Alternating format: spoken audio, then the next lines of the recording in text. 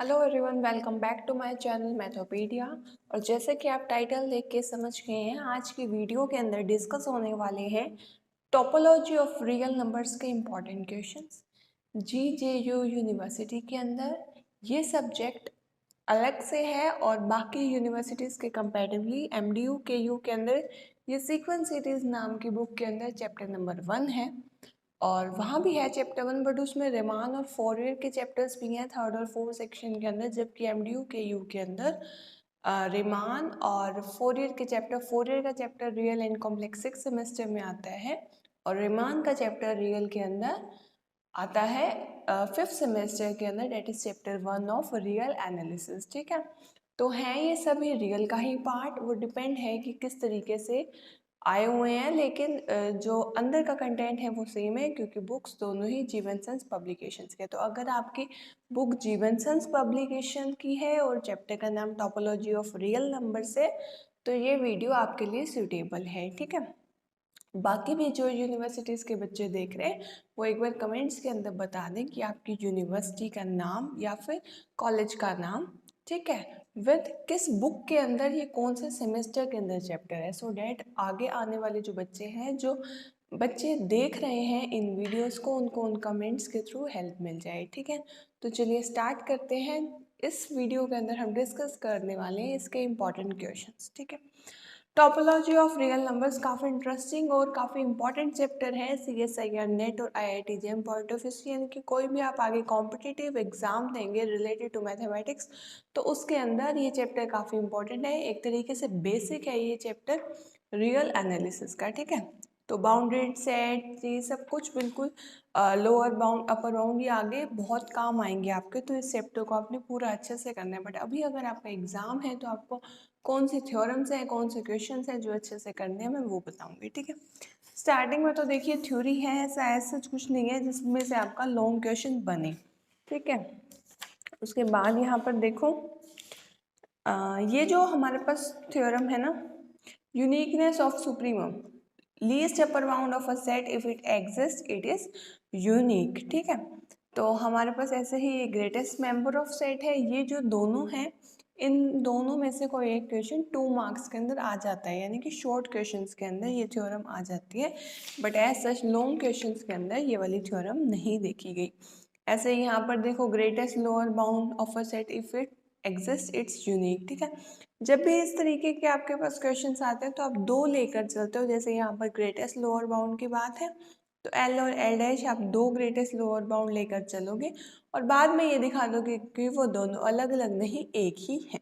ठीक है, इस तरीके से। ठीक है, तो ये यूनिक वाले जो है छोटे ही हैं ये थ्योरम्स, तो ये 2 मार्क्स में आती है तो आ सकती है, अदरवाइज लॉन्ग क्वेश्चन में नहीं आती। ठीक है, चलिए इसके बाद आर्किमिडियन प्रॉपर्टी ऑफ रियल्स, ये लॉन्ग क्वेश्चन के लिए इम्पॉर्टेंट क्वेश्चन है। लॉन्ग क्वेश्चंस के अंदर ये क्वेश्चन आ जाता है, ये थ्योरम आ जाती है, इम्पोर्टेंट है। ऐसे ही कंप्लीटनेस एक्सियम के नीचे every non important subset of real numbers which is bounded below has a real number as its infimum, ये भी एज सच लॉन्ग क्वेश्चंस के अंदर देखी गई है। यानी कि आपका अगर लॉन्ग क्वेश्चन 6 मार्क्स का आता है या फिर 4.5 मार्क्स का आता है, काफ़ी कॉलेजेस के अंदर बीए वाले बच्चों के 4.5 मार्क्स ईच के क्वेश्चंस होते हैं, तो 4.5 का अगर आपका लॉन्ग क्वेश्चन है तो 4.5 के अंदर आ सकता है, और अगर 6 मार्क्स का आता है आपका लॉन्ग क्वेश्चन तो 6 मार्क्स में आ सकता है। यानी कि लॉन्ग क्वेश्चन जितने भी मार्क्स का आता है, तो लॉन्ग क्वेश्चन के लिए ये दोनों ही थ्योरम्स इंपॉर्टेंट है, थ्योरम नंबर 1.9 और यहाँ से थ्योरम नंबर 1.10। ठीक है, 1.10 भी कह सकते हैं हम। ठीक है, इसके बाद यहाँ से between two real distinct numbers there are infinitely many rational number 1.10.2। ठीक है, आर्किमिडियन प्रिंसिपल से रिलेटेड ही है, उसी का ही इसके अंदर यूज होगा, तो अगर आपने आर्किमिडियन प्रिंसिपल कर रखा है तो इसमें भी आपको कोई प्रॉब्लम नहीं आने वाली है। ठीक है, तो ये थ्योरम्स अभी तक मैंने आपको 3 थ्योरम्स बताई हैं। एग्जाम्पल के अंदर ये वाला example, prove that the set of rationals is not order complete, ही काफ़ी इंपॉर्टेंट है, आया हुआ है ये काफ़ी कॉलेजेस के प्रीवियस ईयर्स में, तो ये एज सच आपके बुक के अंदर एग्जाम्पल के फॉर्म में दिया हुआ है, बट ये भी एग्जाम्पल नहीं है, प्रूफ है, तो मतलब थ्योरम ही है। ठीक है, इसको अच्छे से करके जाना। इसके बाद हमारे पास क्वेश्चंस में अगर ऐसे देखें तो ये क्वेश्चन ऐसा है जो आपके प्रीवियस ईयर्स में आया हुआ होगा। एग्जाम्पल नंबर 6, ठीक है। स्टेटमेंट आपको दिख रही है, बुक के अंदर मार्क कर लेना है, ठीक है। इसके बाद हमारे पास नेबरहुड ऑफ अ पॉइंट, इसके आपकी जो बुक है जीवनसंस वाली, नेबरहुड, इंटीरियर, इन सभी की जो डेफिनेशंस है ना बहुत अच्छे तरीके से एक्सप्लेन कर रखे। तो ये सारे एग्जाम्पल्स एक बार आप रीडिंग ले लेना, इससे क्या है आपका कंसेप्ट बहुत ज़्यादा स्ट्रॉन्ग हो जाएगा नेबरहुड का, डिलीटेड नेबरहुड का, इंटीरियर का और ये सब, ठीक है। तो ये नेबरहुड के आपके एग्जाम्पल्स दिए हुए हैं 17 एग्जाम्पल, सारे ही बहुत इंपॉर्टेंट हैं, ठीक है। आगे भी CSI या नेट की आप प्रिपरेशन करो या IIT JEM की प्रिपरेशन करो तो उसमें आपको रियल एनालिसिस के अंदर बहुत हेल्प मिलने वाली है अगर आपने ये वाली जो जीवनसंस की बुक है ये बहुत अच्छे से कर रखी है तो। अगली थ्योरम जो है हमारे पास, if sets A and B are neighbourhood of a point P then A intersection B is also a neighbourhood of point P, ये वाली थ्योरम आ सकती है आपके एग्जाम के अंदर, तो इस थ्योरम को अच्छे से कर लेना, ठीक है। इसके बाद ऐसे ही जो मैंने आपको बताया था इंटीरियर पॉइंट के भी काफ़ी सारे एग्जाम्पल्स हैं, इन एग्जाम्पल्स को पढ़ लेना, इससे आपका कंसेप्ट बहुत अच्छे से क्लियर हो जाएगा।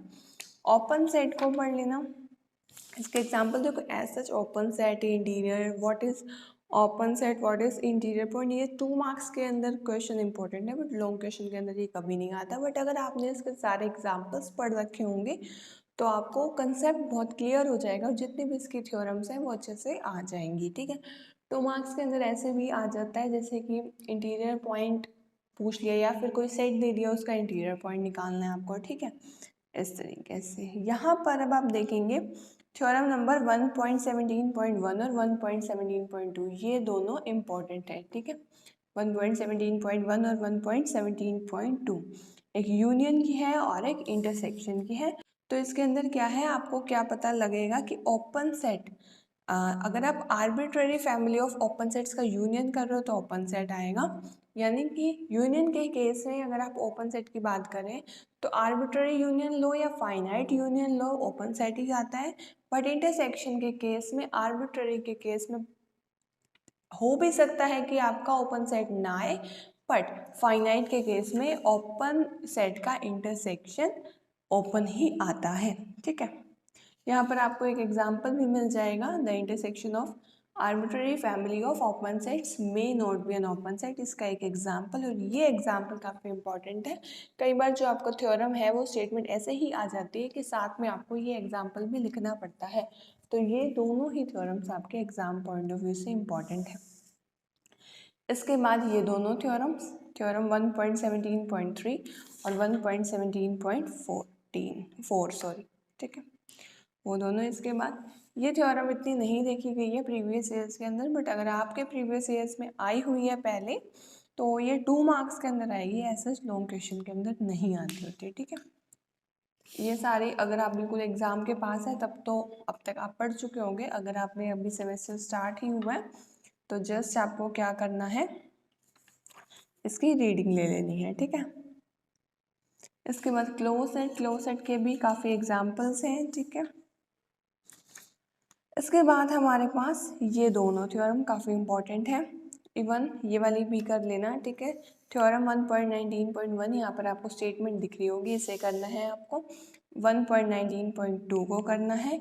अब 1.19.2 की स्टेटमेंट देखो, the union of finite number of close set is close. आपने उसमें क्या देखा था, यूनियन के केस के अंदर आर्बिट्ररी, यानी कि ओपन सेट जब हम बात कर रहे हैं तो arbitrary union of open set is open, ठीक है। और इंटरसेक्शन के केस में फाइनाइट था। अब क्लोज क्योंकि कॉम्प्लीमेंट ऑफ ओपन सेट होता है तो इस केस के अंदर उल्टा है, ठीक है। इंटरसेक्शन के केस में आर्बिट्ररी और यूनियन के केस में फाइनाइट, ठीक है। ऐसे ही एग्जाम्पल है कि क्यों हमारे पास arbitrary union of close set close नहीं बनता, ठीक है। कुछ केसेस में पॉसिबल हो भी सकता है बट हमेशा ये चीज़ ट्रू नहीं है, ठीक है। तो थ्योरम कैसे आ जाती है, ये थ्योरम विद आपको एग्जाम्पल भी देना होता है, तो साथ में आपको एग्जाम्पल भी करना है। कई बार यूनिवर्सिटीज़ के अंदर एग्जाम्पल नहीं मांगते तो उस केस के अंदर आपको एग्जाम्पल नहीं करके आना है, ठीक है।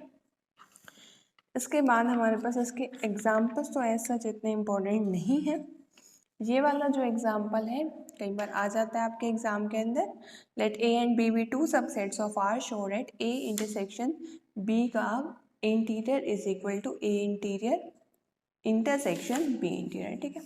इसके बाद लिमिट पॉइंट का कॉन्सेप्ट है, बहुत इंपॉर्टेंट कॉन्सेप्ट है ये लिमिट पॉइंट का, ठीक है।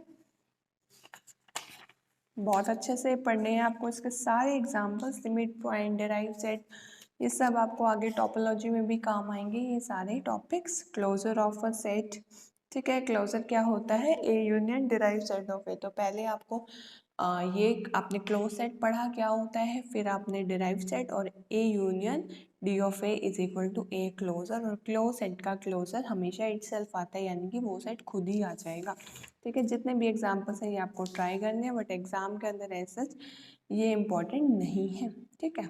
आ भी जाता है, ऐसा कुछ पर्टिकुलर नहीं है, बट थ्योरम ज़्यादा इम्पॉर्टेंट है इस चैप्टर के लिए, ठीक है।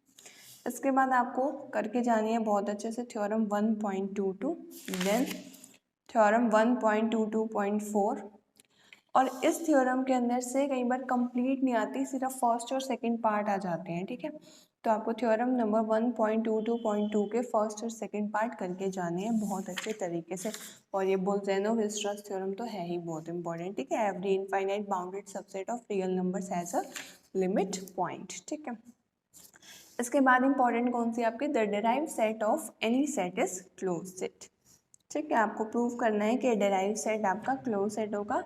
इस चैप्टर की थ्योरम्स के अंदर आप देखोगे, एक बार हम फाई वाला केस कंसीडर करते हैं और एक नॉन फाई वाला। देखो कुछ तो पॉइंट्स ऐसे होते हैं थ्योरम्स के अंदर जो कॉमन होते हैं, तो उनको तो आप जैसे ही थ्योरम्स की बार बार प्रैक्टिस करते हो तो आपको वो माइंड में बहुत अच्छे से बैठ जाएंगे, ठीक है।